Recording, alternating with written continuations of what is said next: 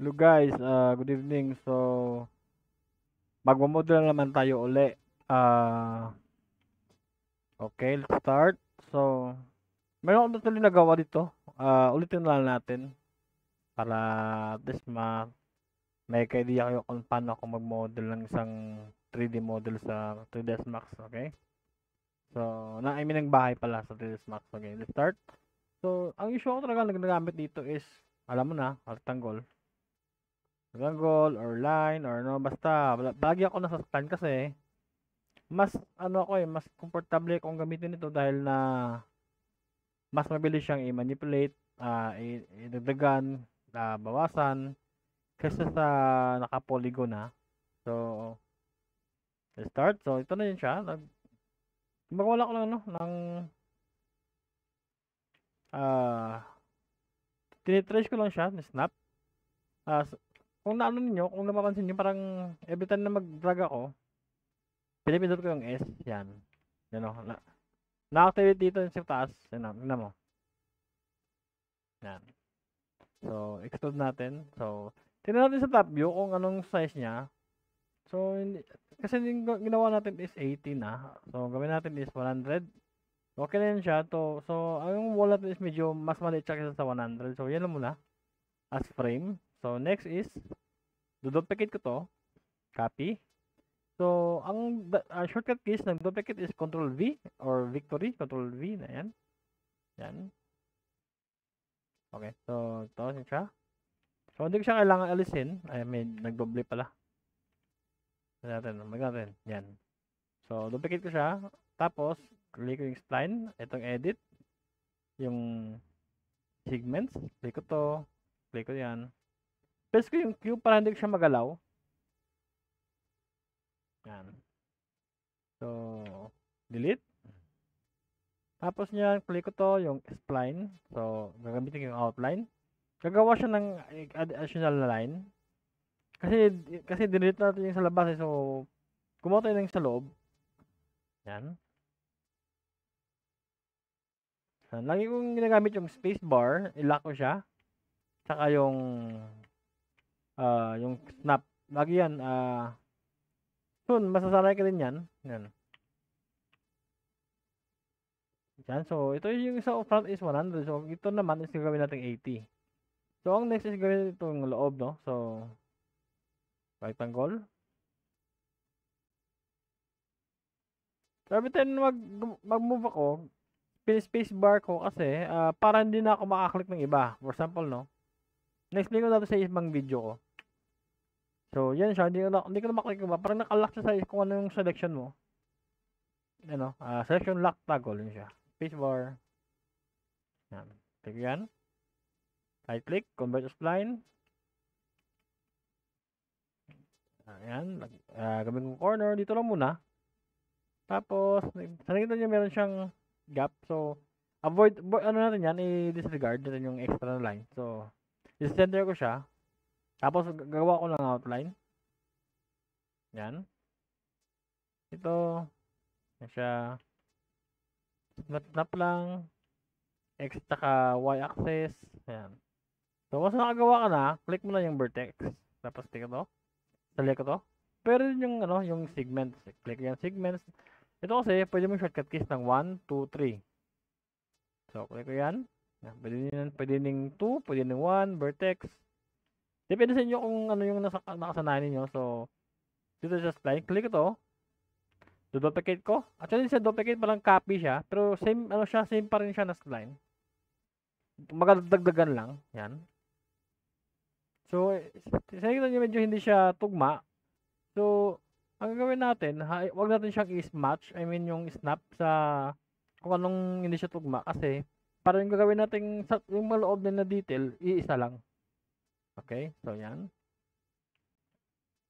After nyan, i-extrude natin. After nito i-extrude, tayo natin nga, yung garage door natin is 40. Yan, 40 mm. Lagay ko siya dito. F3 ko para makita ko yung skeleton niya or kung tawag na wireframe. I-center ko siya. Pwede din sa loob para masyadong may depth siya lalo. Yan. After nyan, tap view ko ulit, convert to poly. Tapos gamitin ko yung quick slice. Activate ko yung snap. So, click ko dito sa gitna, sa gitna. So, gagawa siya ng line dito sa loob, no? So, ang gawin natin next is click ko yung vertex. Ito yung select ko to. Ito yung dalawa pala.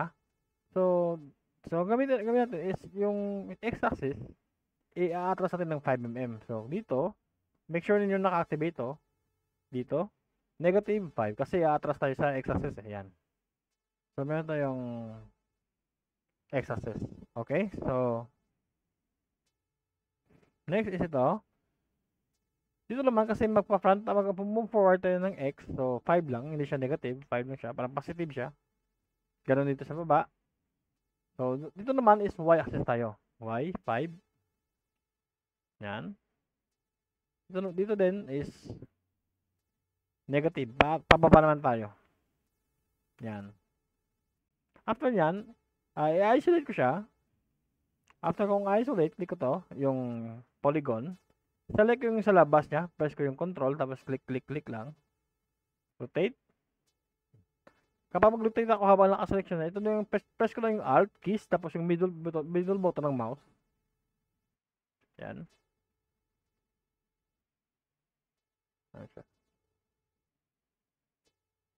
Okay. So, ang gagawin natin yan, i-extrude ko siya ng 5 mm. Kasi di ba binabasan natin tsaka yung 5 mm yung kanto ng garage door, no? So, sa kanya is yung focus is nasa taas, yung selection niya, yung extrude pala. So, click ko din to. Yan, yan. Once nag-click yan siya, magbabalance siya. Parang iikot ba siya? Yan. And then, click mo na yung check. So, meron tayong naka-extrude sa likod ng garage door. Click ko to. Tapos, ano ko siya, ilabas ko na siya, hindi ko na siya i-isolate. After nyan, i-duplicate ko na siya. Click ko to. So, di ba, medyo malaki yung sa taas, no? Ang gagawin natin, ang main natin gagawin is, ito yung basya natin, yung sa loob. Click ko yan. Dito. Yan. Snap ko dyan. Tapos, pipili ako ng vertex. Ito. Select ko yung sa taas. Yan. Tapos, ibaba ko siya. Yan. Tapos, dito ko siya snap sa kung ano yung model natin. Ito yun. Make sure na snap to. Tapos, make sure ninyo nakaselect yung y-axis. Naka-highlight ba? Yung parang naka-yellow siya. Yan. Tap siya dyan. Tapos, ito. Wag yun yung galawin yung loob, yan. Ay, sorry. Click ko to. Click ko to.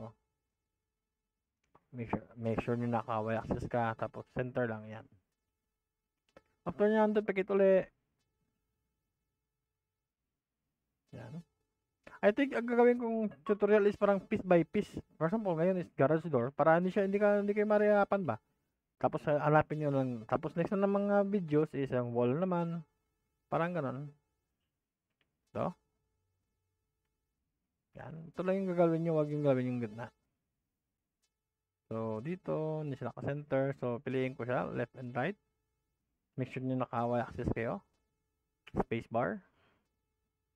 Para hindi ka makaklik sa iba. Nakalock na siya kumbaga sa selection mo. Click ko to. Ito yung center niya, yung center line niya. Yan. Tapos ganyan din. Release ko yung spacebar. Tapos, i-access ulit. Yan. Duplicate ko ulit. Ito, snap ko dito siya. Yan. Basta na-snap mo siya. Ganun pa rin. Same process pa rin. Yan. Ano lang dito pala? Garage door tsaka window na lang to. Itong tutorial na to. Yan. Para piece by piece tayo. Hindi kayo ma-press yun ba? Maboboard. Yan. So, yan. Kasi medyo boring yung modeling eh. Yan. So, once na set mo na siya, tingnan mo, lumalabas yung detail niya. Yung line ba? Sa gitna. So, ito yung loob. Ito tayo. Ito, gagawa ko ng box. Activate ko yung snap. Click ko yung box. Yan. Snap din. Tapos automatic, wag nyo mo lang bibitawan yung snap habang nagpo-push kayo. Push mo ganyan, snap dyan. Para magawa siya dito. I mean, mag-adjust pero mas better yan na hindi mo siya manual pa rin. Kasi minsan umabot siya ng 30,000 depende sa dito sa drawings mo, minsan dito siya nagsa-stop sa ano, sa drawing. So, yan. So, ang ginawa ko is 30 siya. Ang next is, convert ko sa poly. Yan. Tapos, depth view. Lagay ko siya sa pinakalikod ng garage door. Yan. Tapos, click ko to. Select ko yung front. Yan. Tapos, di ba, hindi mo makita yung gusto mong i-follow, no? So, ang gawin natin, F2 ko siya. Press F2. Yan. Nawala yung selection, I mean yung highlight ng select mo. Tapos, inset. Click ko to. Yan. So, hindi mo kailangan i-perfect to kasi hindi, tingnan mo, hindi center yung ginawa nilang detail dito. So, manual ako. Gawin ako ng 50 mm. Yan. Tapos, nung natapos mo na siyang i-inset, magta-top view ka, F3 uli, drag mo siya. Ganyan. Pero I think mas maganda kung gawin natin 20 to para mas may lalim siya. Ito, yan. Yung likod ba? Yung likod ng ginawa nating detail na parang ano to sa gitna ng garage door, okay? So, di ba 30 to?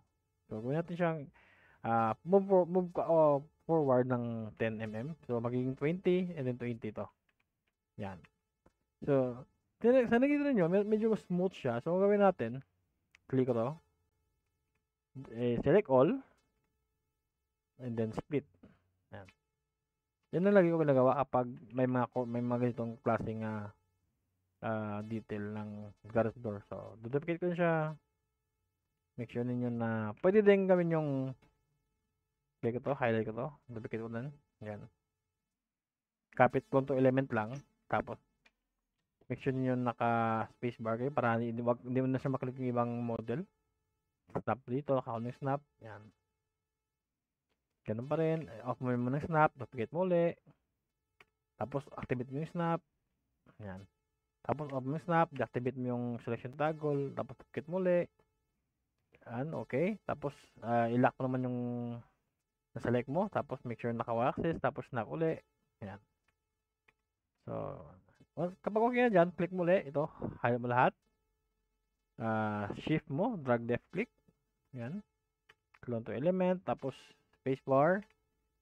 S. Click mo dyan. Yan. Off mo yung snap. Off mo yung spacebar. Copy mo. Copy to element. Spacebar ulit. Make sure naka-activate yung my axis. Snap ulit. Yan. Yan. Alis mo yung spacebar. Alis mo yung snap. Yan.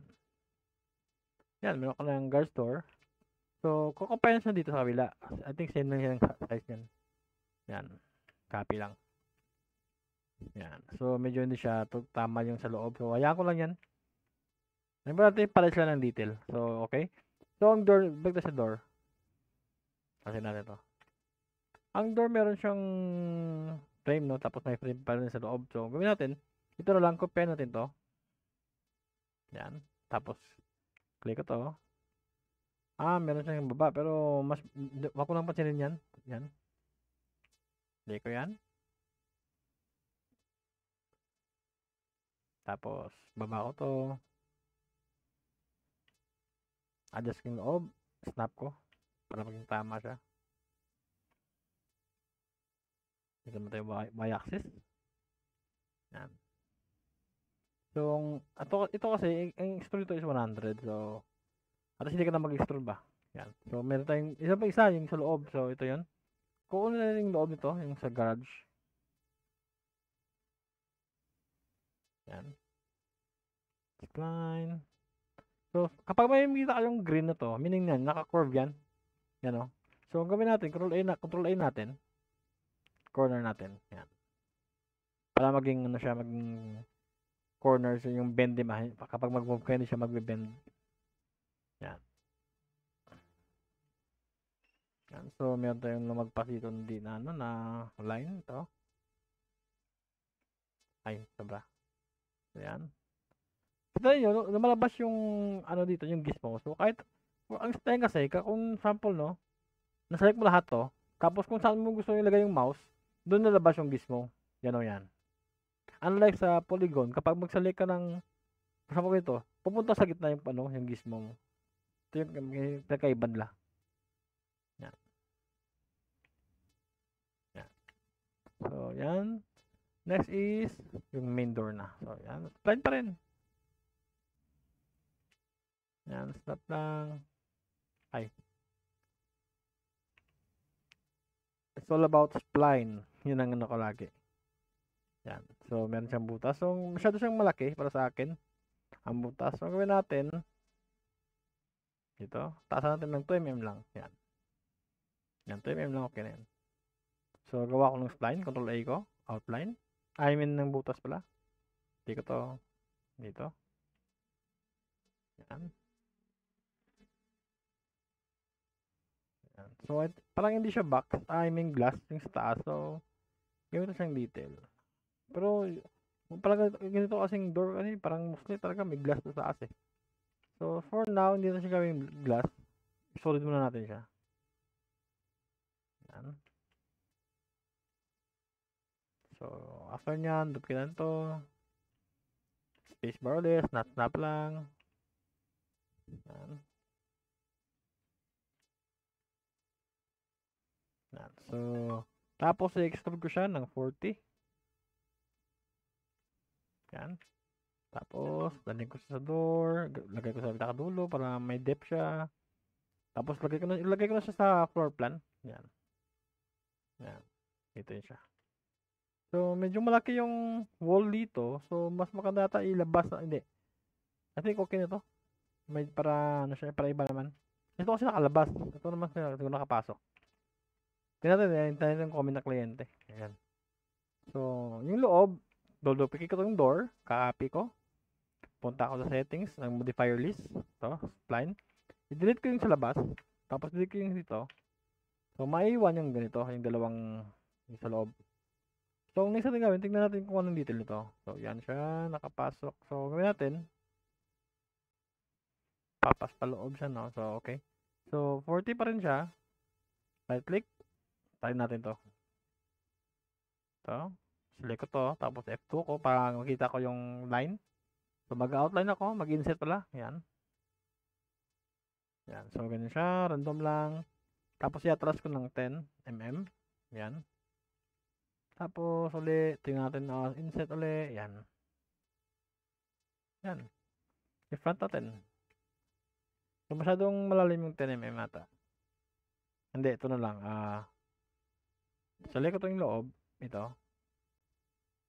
Yan. Select ko yan. Tapos, gawin na natin 5 mm lang. Negative 5. Yan. Yan siya. So, ang taas naman, I think, hindi ako sure parang glass eh.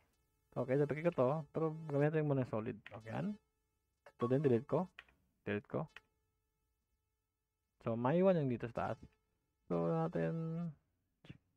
Okay, so ito. Kumbaga sa poly. Tapos, tick ko to. F2. Ibang gano'n naman. Yan. Tapos, ipasok natin siya ng 5 mm. Yan. Hindi ako sure, parang glass to eh. Okay, ganyan lang muna. So, itong dalawang model na to, I mean tatlo pala, cover sa poly uli.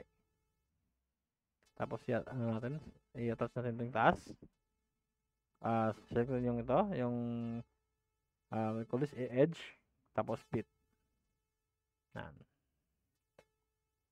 Yan. So, okay, done na tayo sa door. So, ang last natin gawin is ito yung window. Yan.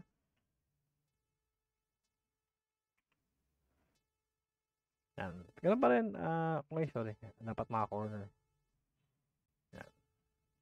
Kung ano ginawa natin dun sa lahat lang, same process lang. Nag-outline ako. Yan. Yan. After yan, extrude, 100.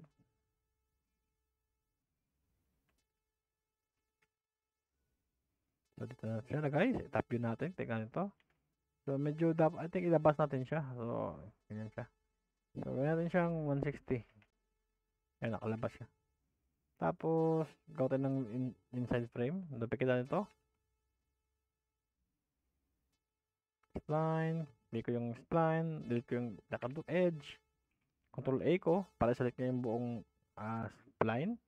Outline. Yan. Click ko to. Yan. Ito. Galing sa labas. Y-axis naman. Yan. Yan. Ay, dito pala. Ito pala siya. Yan. Yan. Gamitin ko yung spline. Duplicate ko to. Same ano siya. Same spline. Shift lang yung ginawa ko. Shift drag. Left click. Yan. Tapos extrude. Ang gawin natin yan. Itong basiya natin. Medyo nasa likod kasi siya. So, ang gawin natin. Magmano muna tayo. Wala lang muna. 90 lang muna. Yan. 90. Tapos, nito kailangan na i-follow talaga yung floor plan kasi nasa labas. Ang loob yan, hindi naman makita eh. Ito yun. Gawa ko rectangle. Ito. Tapos, line. Yan. Ito. Okay. Yan siya. Natin. Yan.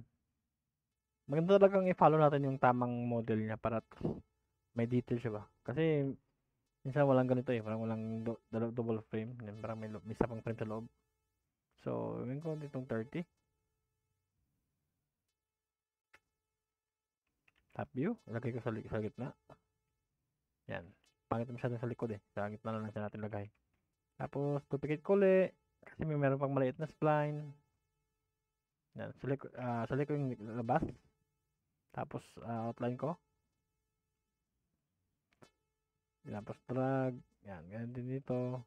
Actually, pwede mo siyang sukatin muna bago mo siya i-outline para isang pag-outline lang. Sukatin mo siya gamit ang rectangle. Pag ganun. Rectangle. Hindi ko alam anong tama eh. Kasi kapag sa Manila, rectangle na rin. Tapos yan, 20. Kung saan nakagawa ka na ng ganito, duplicate mo ulit. Copy lang.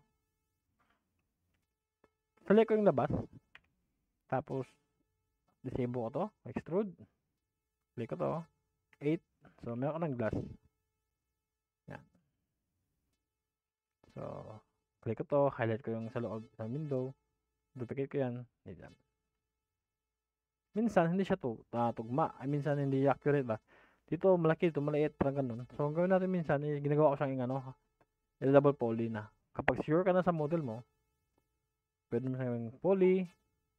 Tapos, attach. Para dito sa kabila, for example, kapag hindi siya tugma, pwede mo siyang duplicate to. Tapos, i-adjust mo na siya ng all-in-one na. Yan. Saka mo na siya i-detach kung kailangan. For example, maglagay ka ng material. Yan. So, kapag mag-detach ka, click mo lang to. Click mo to. F2 para lalabas yung highlight niya. Selection. Detach. Ito yung detach. Yan. So, yan. Meron tayong garage door, tsaka window. So, ito, duplicate ko din to. Last na. Duplicate ko din to dito sa kabila. Kasi parang duplex eh. Yan. Yan. So, hopefully, meron kayo natutunan dito sa basic modeling ng garage door, window, tsaka yung door. So, thank you sa panood guys. Magandang gabi. Bye.